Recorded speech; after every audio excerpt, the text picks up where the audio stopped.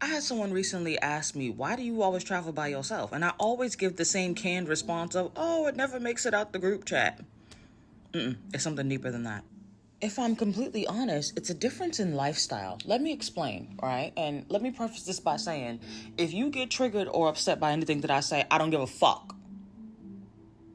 Take it up with your mammy. Now, for everybody else, the truth of the matter is something closer to this. It's a lifestyle difference, and I don't say that to be rude or disrespectful. It's just we don't always align. I got up this morning quite early, before 5 a.m. I got up, I showered, I rolled out my yoga mat, got my Pilates pole, I guess you can call it, bar, whatever, my Pilates bar, and, did my morning workout. I made myself tea, which is a womb-rich tea. I also made myself a cup of coffee, my way, using mushroom coffee powder.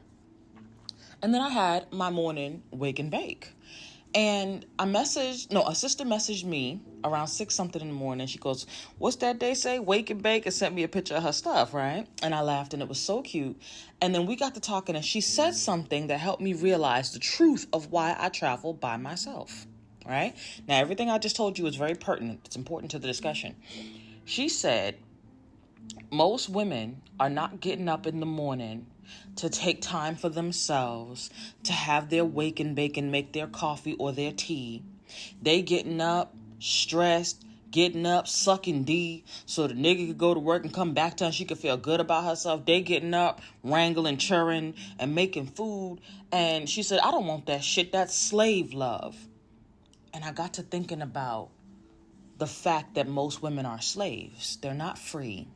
And I'm not saying this on some put down, oh, you married women are slaves and we single women are free. I'm talking about mentally, etherically, spiritually, emotionally, intentionally free. Most women are not free. Most women are perfectly okay with their role in patriarchy as slaves and servants to men and the creations that men burden them with, aka children.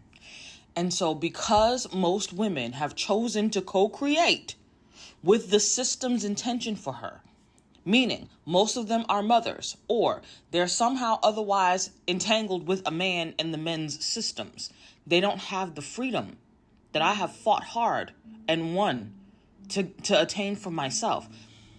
It's making me think about Maya Angelou, when she says, given the gifts that my ancestors gave, I am the dream and the hope of the slave, and I rise, I rise, I rise.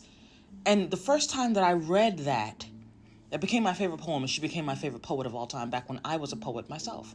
I shouldn't say was, but back when I was more active in poetry. And it taught me something about the hopes and the dreams of my predecessors who had been enslaved, whether that had been literal chattel slavery, which is true. Black people, Black American people, Black Caribbean people were subjected to chattel slavery, right? And so it is very true that our ancestral foremothers were enslaved against their will. But because of that enslavement and all the horrors and traumas that came along with it, the women who had been unchained in the sense of no longer on the plantation physically, no longer sharecropping, no longer any of that, they never emancipated themselves from mental slavery. And that's what makes it so challenging. So, a lot of people don't have the freedom to move the way that I move or the way that I want to move. And that is why I walk alone.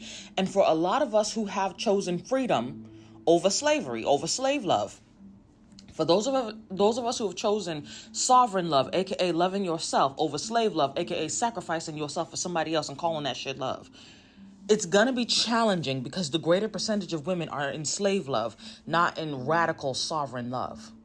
That doesn't mean that the sisterhood is doomed or dead. It just means that your vibe is going to attract your tribe.